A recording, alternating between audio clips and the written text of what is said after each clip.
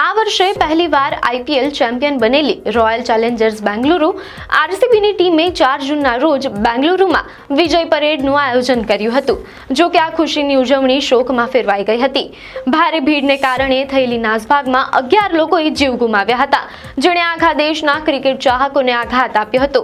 આ દુર્ઘટના પછી આરસીબીએ એક સોશિયલ મીડિયા પોસ્ટ દ્વારા એક મહત્વપૂર્ણ જાહેરાત કરી છે.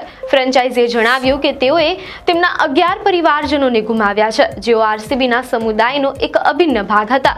કોઈ પણ રકમ આ નુકસાનની ભરપાઈ કરી શકે નહીં, પરંતુ એક પ્રથમ પગલાં તરીકે ટીમે મૃત્યુ પામેલા દરેક સભ્યના પરિવારને ₹25 લાખની નાણાકીય સહાય આપવાની જાહેરાત કરી છે. આરસીબીએ પોતાની પોસ્ટમાં આ સહાયને માત્ર આર્થિક મદદ નહીં, પરંતુ કરુણા, એકતા અને સતત સંભાળનું વચન ગણાવ્યું છે.